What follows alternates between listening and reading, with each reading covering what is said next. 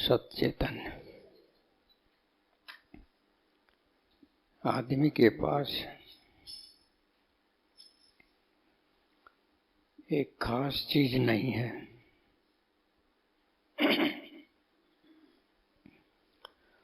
और वही बहुत जरूरी है। जो सबसे ज्यादा जरूरी है वही नहीं है।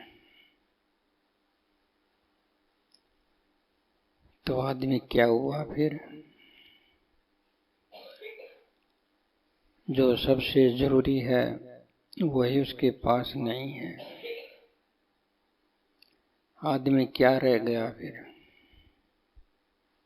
मतलब उसके पास कुछ नहीं है। वो खाली देखने में आदमी है, खोखा है, भीतर कुछ नहीं है।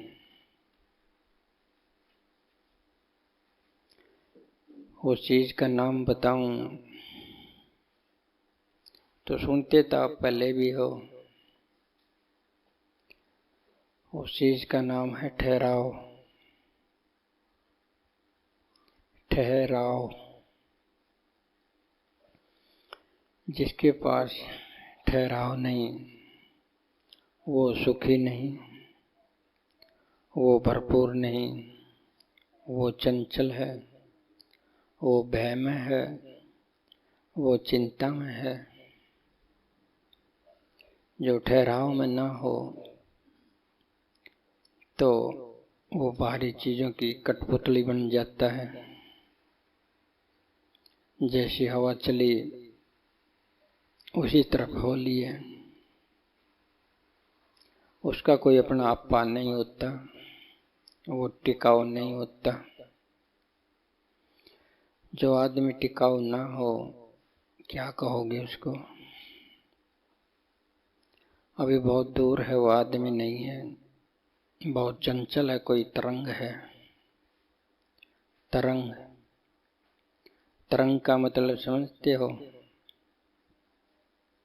कभी तो प्रकट हो जाए, कभी लोप हो जाए।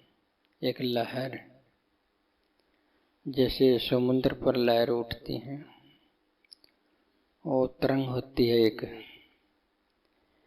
एक बार उठी फिर गायब, फिर उठी फिर गायब। ऐसे नहीं है कि एक बार उठ की तो उठी रहे। एक बार उठी और उठी रहे, वो तो आत्मा जैसी होगी। एक बार उठी फिर गई, फिर उठी फिर गई, वो तो मन जैसी है। मन का ये हाल है। टिकाऊ नहीं होगे, भीतर ठहराव नहीं होगा तो आपको सब कुछ तंग करेगा। छोटी छोटी चीजें आपको रुला देंगी, आपको हंसा देंगी, आपको नाप शनाप कुछ भी करवा देंगी, उल्टे सुल्टे कर्म करवा देंगी। आज तुमने कोई वचन किया है कि मैंने ये नहीं करना, वो फिर कर बैठोगे। ये तरंग उठी और गई। अच्छे काम के लिए इरादा बनाया है, थोड़ी देर में टूट जाता है। और ऐसे आदमी की पहचान भी होती है। बुरा आदमी भी वही होता है जो बुरा अनचाहे भी करता रहता है। बुरा करने को मन नहीं करता फिर भी बुरा कर बैठता है। ये चंचल आदमी का लक्षण है। वो रोक नहीं सकता अपने आप को। करेगा जो उल्टा होता है, सुलटा नहीं करेगा क्योंकि टिकाऊ नहीं है। तो टिकाऊ पना, ठहराव आपकी जरूरत है कि नहीं है? है ना? टिकाऊ होने के लिए तो आप सत्संग मानते हो। टिकाऊ कब होगे फिर? टिकाऊ जब हुआ जा सकता है जब तुमने आत्म आधार प्राप्त हो जाए। अपनी आत्मा का आधार तुम्हें मिल जाए, तुम निर्भर हो जाओ, आत्मनिर्भर, आत्मा का आधार मिल जाए तो आत्मनिर्भर हो जाओगे। आत्मनिर्भर हो और तुम टिकाऊ हो जाओगे। फिर तुम्हें किसी चीज की जरूरत नहीं है तो चंचल क्यों होगे। आत्म आधार आपको मिल जाए, आत्म भरपूरता आपको मिल जाए तो फिर किस चीज की कमी है। कुछ भी ऐसी चीज नहीं जो तुमको डिगा सके। आत्मनिर्भर का, आत्म आधार का क्या मतलब कि सारा काम तुम अपनी ओर से अपना चला सको। जीवन में सारा का सारा काम है, धाम है, जरूरत है, वो सारी तुम अपनी ओर से खुद पूरी कर सको। किसी की आस ना कर सको, किसी को भरोसा ना रहे।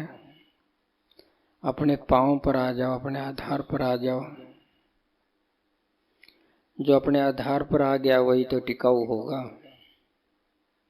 और अपना आधार वही है जहाँ आत्मा है। आत्मा से स्थिर और कुछ भी नहीं है। आत्माधार नहीं होगा, भीतर से ठहराव नहीं होगा तो आपको चिंता पकड़ेंगी, दुख पकड़ेंगे, आते जाते सारे के सारे झमेले पकड़ेंगे। छोटी छोटी चीजों पर रोओगे, छोटी छोटी चीजों पर हंसोगे, कुछ का कुछ करते रहोगे, भय रहेगा। मोटी चीज भय रहेगा। भय रहेगा जब तक तो बुरा हाल है आदमी का। वो कुछ नहीं कर सकता जीवन में, न परोपकार कर सकता, न ध्यान कर सकता, न संसार का कुछ कर सकता। कोई लक्ष्य पूरा कर ही नहीं सकता जिसके अंदर भय हो। भय की बात कैसे समझाऊं। तुम्हारा अपना खुद का आधार हो तो भय नहीं होगा। एक बार अनामा जी से उसके चेले ने पूछ लिया कि महाराज अपने आधार का क्या मतलब, और आधार के बिना भय, इसका क्या मतलब, कुछ समझाओ अच्छी तरह से। कि कहने लगे समझाएंगे। कुछ समय बाद उन्हें क्या किया, अनामा जी एक गुरु था, उसने 3 दीवार बनवा दी। दीवार एक तो 2-2.5 फुट चौड़ी दीवार बनवा दी, एक और भी बनवा दी, चौथी भी बनवा दी, 4 इंची दीवार। कहने लगा भाई चलो आज प्रैक्टिकल करवाते हैं अपने आधार का, आत्म आधार का, कि करवाओ क्या करना है। दीवार तो तैयार होगी कि जो 2 फुट वाली चौड़ी दीवार है इस पर के चल के दिखा। अब 2 फुट चौड़ी दीवार पर तो हर कोई चल सकता है, वहां भय नहीं लगेगा, मन नहीं कांपेगा, कोई डगमगाहट नहीं आएगी। ऐसा चलेगा जैसे धरती पर से चलता है। 2 फुट दीवार के ऊपर से चलोगे तो क्या भय लगेगा? नहीं लगेगा ना, क्योंकि ये आधार मजबूत है। यह आधार आपका। फिर उसी को कहो कि 1.5 फुट वाली ये दीवार, इस पर से चलो। उस पर चलना शुरू करेगा, थोड़ी सी हिचक बन जाएगी, गिर ना जाऊं, कांपेगा थोड़ा थोड़ा भीतर से, मन से कांपेगा इसलिए शरीर से भी कांपेगा। फिर इसको 9 इंची दीवार पर कि 9 इंची दीवार से चल। फिर वही आदमी 9 इंची दीवार के ऊपर से चलता है तो बहुत घबरा जाता है कि गिर ना जाऊं, बहुत चिंतित हो जाता है वो थोड़ा थोड़ा बहुत ही संभल संभल के चलेगा जितना चलेगा। भीतर से भय ने घेर लिया है। फिर उसी को कहें कि ये 4 इंची दीवार है, इसके ऊपर से चल। उस पर तो वो चल ही नहीं सकेगा। उसको देखकर इसके डर लग जाएगा कि गिरूंगा, नहीं चल सकता। वो गुरु को मना कर देगा। तो इसमें क्या बताना चाह रहा हूं आपको कि जितना मजबूत आधार होगा उतना ही तुम निर्भय होगे, इतना ही तुम्हारे अंदर भय नहीं होगा, चिंताएं नहीं होंगे, टेंशन नहीं होंगे, तुम दुखी नहीं होगे। जितना चौड़ा लंबा तुमका आपका आधार हो। ये 2 फुट की चौड़ी दीवार से चलोगे तो आपका आधार थोड़ा चौड़ा है, मजबूत है, चलोगे अच्छी तरह से, दौड़ भी सकते हो। और उससे 1.5 फुट चौड़ी दीवार पर आप चलोगे तो आपको थोड़ी सी मुश्किल शुरू हो जाएगी। और थोड़ी सी 9 इंची पर से चलोगे और ज्यादा हो जाएगी। 4 इंची पर तो चलेगा कोई। मेरा कहने का मतलब है भीतर से जब जितना भी मजबूत होगे उतने ही तुमको जो है मजबूती मिलेगी, उतना तुमको ठहराव मिलेगा, उतना ही जीवन में जो है सुख मिलेगा, सुरक्षा मिलेगी। समझते इस बात ने? जमीन पर चलना हो तो वैसे ही दौड़ लेते हो तुम। ऐसे जमीन जैसा ही आधार आपको मिल जाए तो आपको क्या भय है, आपको क्या चंचलता है, क्या डर है? तुम तो ठहर गए, ठहरे हुए चलोगे। तो मेरा कहने का मतलब है जो असली चीज है, ठहराव की चीज है, वो आदमी के पास नहीं है। सारी चीजें हो जाएंगी, बहुत सारा धन हो जाएगा, इतना धन के संभाला नहीं जावे, मान सम्मान हो जाएगा, बिल्डिंग हो जाएंगी, सारी सुविधाएं हो जाएंगी, जो कुछ भी दुनिया का चाहिए सब हो जाएगा। लेकिन ये सब तो हो गया, भीतर तो ठहराव नहीं है। भीतर तो पैर कहाँ टेके, वो आत्मा का आधार तो है नहीं। हमने देखा है ऐसे ऐसे आदमी हैं जिनके पास सब कुछ है, छोटी छोटी बात पर इतने चिंतित, इतने भयभीत, बहुत ज्यादा भयभीत, बहुत उनका डरावनी शक्ल हो जाती है। रात को वो सो नहीं सकते कि कोई चोर ना आ जाए, कोई फलाना ना आ जाए, ये खराब ना हो जाए, ये हिल ना जाए, बैंक बैलेंस खत्म ना हो जाए। इतनी चिंताएं उसके पास होती हैं क्योंकि भीतर का उसके और ठहराव नहीं है। कुत्ते ले आते हैं, फिर वो दरवाजे पर कुत्ते बांध देते हैं। कोई गरीब कुत्ते बांधे देखता है आपको? नहीं देखता ना। अमीर आदमी जिनके पास काम धंधा नहीं है, धन दौलत बहुत है, वो कुत्ते पालते हैं और दरवाजे पर कुत्ता बांध के रखते हैं, कोई घुस ना जाए।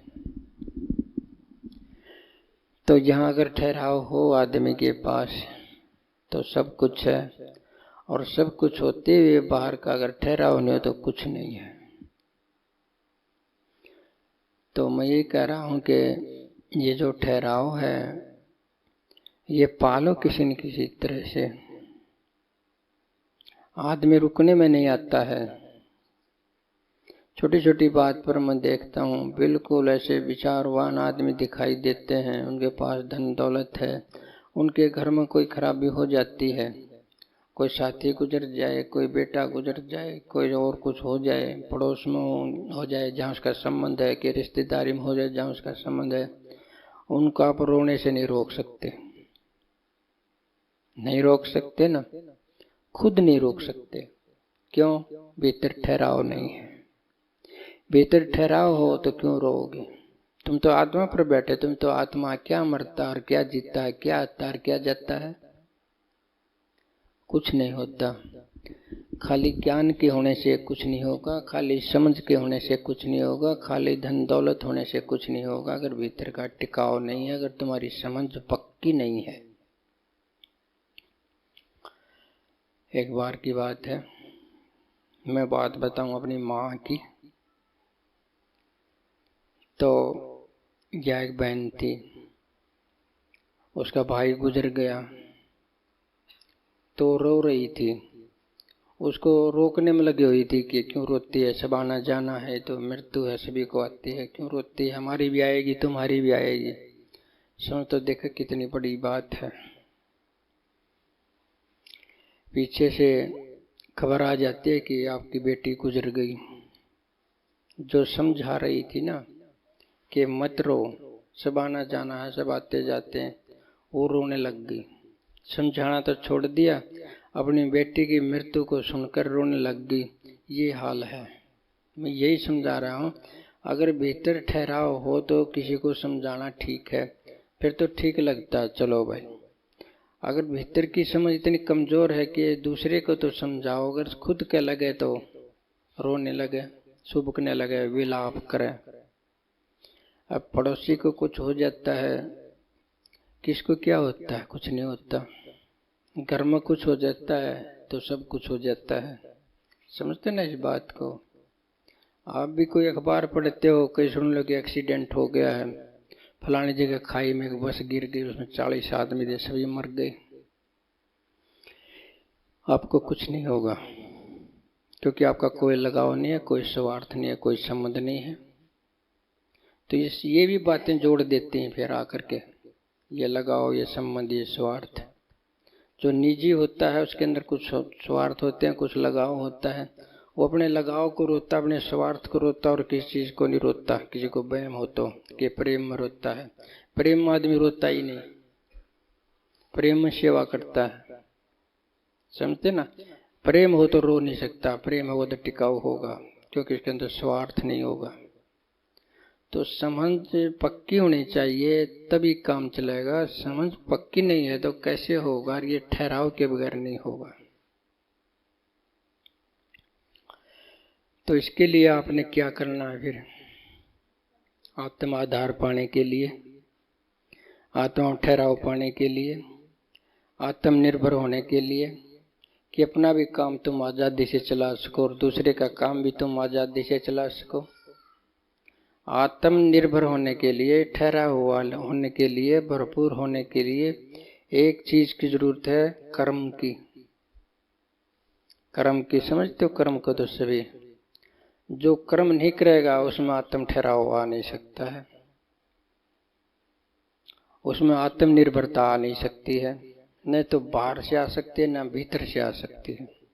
जो कर्म नहीं करेगा उसके पास पैसा भी नहीं हो सकता, धन दौलत भी नहीं हो सकता, मान सम्मान भी नहीं होता, आत्मा का तो कोई सवाल ही नहीं उठता। जो कर्म सफल होता है न भविष्य होता है। माना कि मैं आलसी हूँ, मैं आलसी हूँ, मैं करता नहीं, जो सोचता हूँ उसको टाल देता हूँ आगे से आगे, मैं आलसी हूँ। तो क्या मेरा जो वर्तमान का जीवन है ये खुश हो जाएगा? मैं करूंगा नहीं तो होगा क्या? क्या भविष्य बन जाएगा? अब नहीं बनता तो आगे क्या बनेगा? वो आदमी हमेशा दुखी रहेगा, चंचल रहेगा, भीतर से खाली रहेगा, उल्ट सुलट काम करे करेगा, क्योंकि काम तो चलाना है। तो कर्म की चाबी तो मैंने बता दी कि अगर आत्मनिर्भर होना हो, सभी तरह से भरपूर होना हो, बाहर से भी भीतर से भी आपने कर्म करना होगा। बाहर से पूरा होने के लिए बाहर का काम धंधा करना पड़ेगा, भीतर से पूरा होने के लिए ध्यान भजन करना पड़ेगा। दो तरह का कर्म हो गया आपका, एक तो हो गया बाहरमुखी, एक हो गया अंतर्मुखी, भीतरमुखी। भीतरमुखी है ये आपका भजन है, ध्यान है, सेवा है, प्रेम है, प्यार है, सत्संग है। ये अंतर्मुखी कर्म हो गया आपका। और बाहरमुखी हो गया, तुम सारे काम करते हो, धंधा करते हो, इधर उधर नौकरी करते हो, खेती करते हो, कि कुछ करते हो, ये सारा बाहर का कर्म हो गया। ये बाहर के कर्म से तुम्हें बाहर की चीजें मिल जाएंगी, अंदर के कर्म से तुम्हें भीतर का आधार मिल जाएगा। तो कर्म को पहचानो आप। कर्म को नहीं पहचानोगे तो तुम आत्मनिर्भर नहीं हो सकते, अपना ही काम आप नहीं चला सकते, दूसरे की भी सहायता नहीं कर सकते। जो ऐसा आदमी हो, अपना भी काम चला ले, दूसरे का भी चला ले, वो भगवान जैसा हो जाता है। समझते ना? तो ऐसा होना तो आपके कर्म पर आधारित है कि कर्म करते हो कि नहीं करते हो। कर्म करोगे तो सब हो जाएगा, ना करोगे तो कुछ नहीं होगा। कर्म का एक दुश्मन है आलस्य। जिसके जीवन में आलस्य प्रवेश कर जाता है, आलस्य यानी काम को टालना, अब करना है फिर कर लूंगा, फिर टाइम आए तो फिर कर लूंगा, आज कल के लिए छोड़ दिया, कल आएगा तक फिर आगे के वाले कल के लिए छोड़ दें। छोड़ते छाड़ते हो सारी जिंदगी को छोड़कर चले जाते हैं। आलस का मतलब ये है, समझते हो ना? ये कोई मोटी झिन्नी बात तो है कि नहीं, आपकी समझ में ना आए। तुम टाल मटोल करते हो तो ये आलस ही है। आगे से आगे किसी काम को, कार्य को, किसी लक्ष्य को छोड़ देते हो, टाल मटोल कर देते हो। ये आदमी कभी खुश नहीं हो सकता, ये कभी आत्मनिर्भर हो नहीं सकता। ये दुखी आदमी होगा और दुख देगा, सब उल्ट सुलट भी करेगा। तो अच्छा है कि कर्म की जो तुम्हारी देन है उसको पहचानो। तुम्हारे लिए कर्म ही देवता है, समझते हो ना? कर्म ही तुम्हारे लिए देवता है। कर्म करोगे तो तुम्हारे पास सब कुछ आ जाएगा। कोई देवी देवता देवता नहीं है, मैं सही बताऊं आपको। तुम्हारा कर्म ही तुम्हारा देवता है। तुम देवताओं से कुछ मांगते हो, भक्ति करते हो, पूजा करते हो, पहले देते हो कि नहीं? कुछ तो देते हो उनको, प्रसाद देते हो, धूप बत्ती देते हो, दूध दही देते हो, फूल कुछ भी देते हो, बंदगी करते हो ना? तब जाके वो कुछ देता है। वो लेकर के देता है तो देवता कहाँ हुआ? वो तो देवता होगा, लेकिन तुम्हारी आंखें नहीं खुलती बिल्कुल भी। देवता तो तुम हो, तुम दे रहे हो पहले ही बगैर शर्त के, बाद में मिले कि ना मिला क्या गारंटी? देवता तो तुम खुद हो। देवता तो ये वायु चल रही है, ये तुम्हारे क्या लेती है? ये पृथ्वी तुमसे क्या लेती है? ये सूर्य तुम्हारे से क्या लेता है? ये पानी है तुमसे क्या लेता है? बताओ, इस पर सृष्टि का कुछ भी तुम्हारे से लेता हो? देवता तो ये है, ये तुम्हारे ख्याल में ही नहीं है। बस देवी देवता का चक्कर ये है, मेरे अंदर चिंतन किया, ये सारे देवता हैं। देवता इनमें से एक भी नहीं है। देवता ये है जो तुम्हारे बगैर दिए तुमको देता हो, देवता उसका नाम है। लेकिन तुम्हें ये बातें समझ में नहीं आएंगी। तो तुम्हारा कर्म ही देवता है, ये तुमको सब दे देगा अगर तुम करोगे तो। अगर तुम ना करोगे तो कुछ नहीं हो सकता। तुम कर्म करो, बाहरी कर्म भी करो, भीतर भी कर्म भी करो, सारी बात ठीक हो जाएंगी। तुम्हें आत्मनिर्भरता भरपूरता मिल जाएगी, भीतर की भी मौज और बाहर की भी मौज, दोनों करने की मौज अगर तुमको हो जाए तो कितना अच्छा लगेगा। तो इसके लिए थोड़ा सा अपना कर्म न संभालो, शुद्ध रूप से कर्म करो। कर्म करने में किसी का शोषण ना करो, अहंकार ना करो, स्वार्थ ना करो, अपना शुद्ध कर्म करो। शुद्ध कर्म से सब कुछ तुम्हारे पास ठीक ठाक आ जाएगा। तो मैंने बात करी आलस की। ये आलस एक ऐसी चीज है जो तुम्हारे जीवन का, जन्म का दुश्मन है। तुम बेकार चले जाओगे, आलस तुम्हारे पास आ गया। आलस का दूसरा नाम है पहले आ गई मौत। मौत जो पहले आ गई है, मौत 20 साल के बाद आनी है, लेकिन वो अब आ गई है। वो जो आलस है वो मौत का ही एक नमूना है जो पहले आ गया आपके पास। जैसे कोर्ट का सम्मन आ जाए ना, चिट्ठी से आ जाए भाई कोर्ट में पेश होना है, तो बस यही है। और ये मौत का एक सम्मन है तुम्हारे पास। अगर आलस आ गया तो चिट्ठी आ गई तुम्हारे पास के मौत की एक निशानी आ गई। आलस का तुम पालन करते हो, समझो मौत के रास्ते पर शुरू हो। ये मौत आई है, ये आलस नहीं आया है। आलस में भी तुम नहीं करते और मौत में भी तुम नहीं करते, दोनों में नहीं करता कॉमन है। जहाँ नहीं करना है वहाँ मौत ही है, उसको ये ना समझो कि जीवन है। तो आलस तो सारे विकारों से एक गहरी चीज है। जैसे काम है, क्रोध है, लोभ है, मोह है, अहंकार है, मद है। इन 4 5 6 7 ये अवगुण बताते हैं, विकार बताते हैं कि ये आदमी के अंदर नहीं होना चाहिए। काम भी नहीं होना चाहिए, लोभ भी नहीं होना चाहिए, अहंकार भी नहीं होना चाहिए, लालच भी नहीं होना चाहिए। ये चीजें नहीं होनी चाहिए। लेकिन का बाप तो आलस है। इन सारे विकारों का बाप इनका पिता आलस है, ना पता हो तो। आलस जिसके जीवन में नहीं हो, ये विकार टक नहीं सकते। करनी करेगा वो आदमी। तुम सत्संग में आते तो करनी करोगे तो विकार कैसे टिकेंगे? करने का मतलब तुम अंतर्मुखी कर्म करोगे, ध्यान करोगे, भजन करोगे, टाइम से करोगे, नियम से करोगे, तुम्हारे भीतर की आत्मा खुलेगी। खुलेगी ना, तो खुलेगी तो सारा काम ठीक हो जाएगा। फिर ये विकार कैसे होंगे? विकार काम कैसे करेंगे तुम्हारे अंदर? तुम तो भीतर से भरे हुए हो, तुम तो भरपूर हो, तुम तो प्रेम में हो, तुम तो विचार में हो, तुम तो उसमें शांति में हो, संतोष में हो, सभी तरह से ठहरे हुए हो। तो ये काम कैसे करेंगे? ये तो काम तो उन्हीं में करते हैं ना जो भीतर से खाली हैं। तो पहले भर लो। भरले का मतलब कर्म। फिर तो पहले भर लिया तो फिर बांट भी दोगे। पहले भरया ही नहीं तो बांटोगे क्या? ये एक पेड़ खड़ा है, मानो सामने एक आम का पेड़ खड़ा है। वो पेड़ अभी ऐसा नहीं हुआ है कि वो फल देने लग गया हो। फल देने से पहले वो पेड़ क्या काम करेगा? वो जितनी भी ताकत लेगा अपने लिए लेगा, अपने आप को बड़ा भरपूर बनाने के लिए लेगा। तो इसलिए नहीं लेता अभी कि मैं कहीं बांट दूं। पहले तो अपने आप की बनावट पूरी करने के लिए वो अपने ऊर्जा ले रहा है, पानी ले रहा है, खाद ले रहा है, हवा ले रहा है, प्रकाश ले रहा है। वो आपको बनाने के लिए, योग्य बनाने के लिए कि मैं किसी को दे सकूं, इस स्तर तक पहुंचने के वो पहले तो ले रहा, दे नहीं रहा है। लेकिन देगा कब? जो अपने आप में जो मैच्योर हो जाएगा, अच्छी तरह से ले लेवा करके भीतर से भरपूर, तो फल भी आएंगे उसको। अब फल आ गए, फल वो दे रहा है। ये फल आने की अवस्था तक तो तुमने लेना ही लेना पड़ेगा। अगर फल आ गया तो तुमने देना ही देना पड़ेगा। तुम रख नहीं सकते अपने फलों को अपने पास, पक जाएंगे, अपने आप गिरेंगे। तो पहले तो लेना सीख लो। लेने का पहले सीखना मतलब ये स्वार्थ नहीं है। पहले लेना सीख लो तुम भीतर से। ज्ञान को अपने को बढ़ाओ, समझ को अपने को बढ़ाओ, आत्म आधार में जाओ, तुम ध्यान करो, भीतर की ऊर्जा का ग्रहण करो।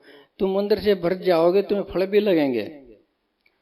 तो भीतर से ना भरोगे तो फल कैसे लगेंगे? फल नहीं लगेंगे तो बांटोगे क्या?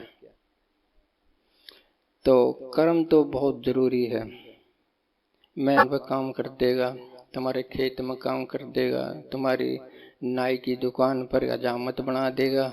ऐसे ऐसे आश्वासन मैं नहीं देता हूँ जैसे और गुरु देते हैं कि भाई एक नाई चला गया सत्संग में, उसके दुकान में आकर हजामत करता है। गुरु महाराज सत्संग वहाँ कर रहा है, हजामत भी कर रहा है, वहाँ पर आकर के उसके गले को ठोक देता है रुपयों से, और वो नाई आकर प्रचार करता है, अरे गुरु कर गया मेरा तो सारा काम, हजामत बना रहता रहा, मैं सत्संग सुनता रहा। ये चमत्कार की बातें हैं जो आदमी की चेतना को हड़ लेते हैं। ये आदमी की जो चेतना है, चेतनता है, जो कर्म है, उसको नष्ट कर देते हैं ये गुरु। इस प्रकार के चमत्कार बता बता करके 4-5 आदमी होते हैं, इनसे बच के रहना चाहिए। एक तो ये जो गुरुवादी गुरु होते हैं, गुरुवादी के गुरु के बगैर कुछ नहीं होगा।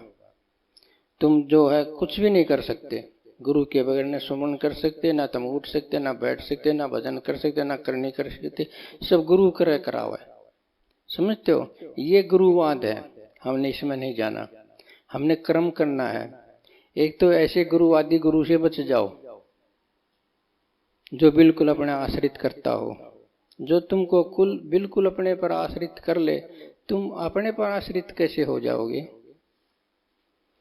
अगर मैं तुमको अपने आप पर आश्रित कर दूं, तुम्हारे पैर कहाँ गए, तुम कहाँ गए? मैं नीचे से हट गया तो तुम धड़ाम गिरोगे।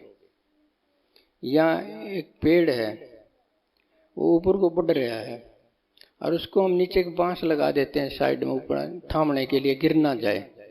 थोड़ा सा बढ़ा देंगे और बढ़ा देंगे और बांधते जाएंगे 10-20 फुट तक उसको ऊंचा उठा देंगे बांस बांध के। अगर वो बांस हट गया तो हटना है बांस ने, तो वो पेड़ बच नहीं सकता, वो गिरेगा।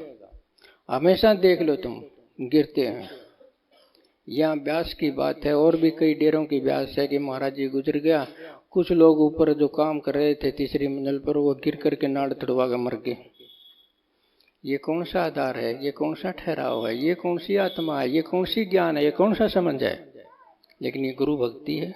ऐसी गुरु भक्ति का क्या करोगे जब भीतर ठहराव पैदा नहीं हुआ है? एक सियाने से बच जाओ।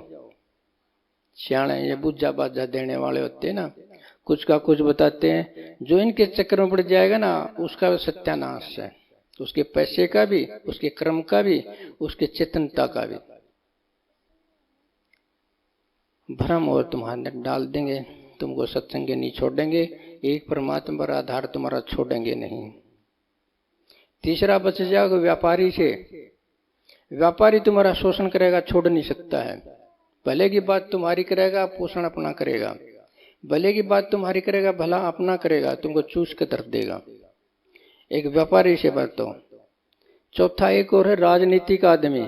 राजनीतिक आदमी ना भयंकर आदमी होता है, इससे भी बचो तुम। राजनीतिक आदमी तुम्हारा भला नहीं कर सकता, अपने भले के लिए तुम्हारे पास हाथ जोड़ने के लिए आ जाएगा, लेकिन तुम्हारा भला कभी नहीं करता। राजनीतिक से आदमी से बुरा कोई नहीं होता, इतना निर्दयी, इतना हिंसक कोई नहीं होता राजनीतिक आदमी से, कैसे भी भले की बातें करता हो। तो 5-4 चीजों से आप बच जाओ। अपनी आत्मा पर क्यों नहीं आ जाते? अपनी आत्मा पर आ जाओ। करने से पर्दा खुलता है। इतना किससे डरता है? कर ले करनी क्यों बैठा? करनी से पर्दा खुलता है। कर ले करनी क्यों बैठा है? करनी से पर्दा खुलता है। अभी अंतर्मुखी करने की बात है। बाहर की करने से तो धन मिल जाएगा, लेकिन भीतर की करने का तुम्हारा पर्दा हटेगा, मन का ढक्कन हटेगा, ये भ्रम का ढक्कन हटेगा, और तुम्हारे भीतर की रोशनी है वो तुम्हारे सामने प्रकट होगी। यानी तुम्हारा स्वरूप, हाँ स्वरूप तुम्हारा, वो तुम्हें मिल जाएगा। ये ढक्कन यही कि हट जाएगा, तुम क्रिया करो तो, ना करो तो ढक्कन नहीं हटेगा। कभी आगे बढ़ता, कभी पीछे हटता। इतना किससे डरता है? जीना मरना और लाभ आने, ये तो तेरा रास्ता है। आलस आ जाता है, अब नहीं फेर करूंगा। भय आ जाता, अब नहीं फेर करूंगा। इतना डरता किससे है तुम?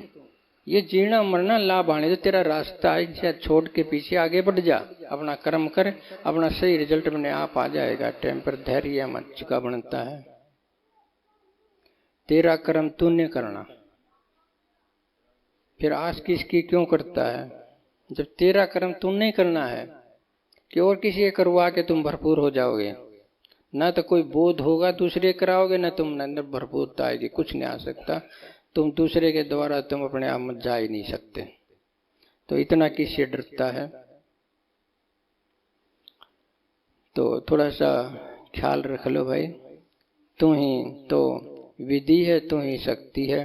मंथन अपना नहीं करता है, तो ही तो ईश्वर अविनाशी नहीं बीच अटक सकता है, न बीच में अटक सकता है, न रुक सकता है, न कोई मार सकता है तेरे को, न काट सकता है।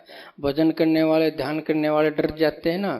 डर क्यों जाते हो? तुम तो अविनाशी हो, तुम तो परमात्मा जैसे, तुमको काट सकता है, न कोई मार सकता, कोई नहीं मार सकता तुम्हें। फिर डर किस काम का है?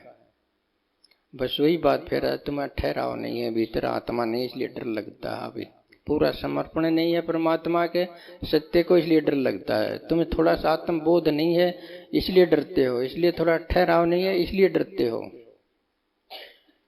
करनी करता रह नहीं पाता, वासा सचग में पाता है। करनी का फिर युद्ध ना रहता, सत चैतन्य मिल जाता है। एक वो पक्षी देखा होगा तुमने खेतों में, एक पक्षी होता है ऐसे उड़ता, ऊपर से ऊपर उड़ता है तो वो ठहर जाता है, एक जगह ठहर जाता है, ऐसे ऊपर ऊपर एक जगह ऐसे ऐसे करे जाता है, ठहर जाता है। और उसकी नजर कहाँ होती है? खेतों में। कोई कीड़ा मकोड़ा, कोई शिकार मिल जाए उसको, इतने ऊंचे ठहर के, इतनी तेज नजर है कि वो आकाश में ठहर जाता है। धरती पे तो सब ठहर जाए, पेड़ पे तो सब डर जाए, और किसी चीज पे तो सब ठहर जाए, आकाश में ठहर सकता है कोई?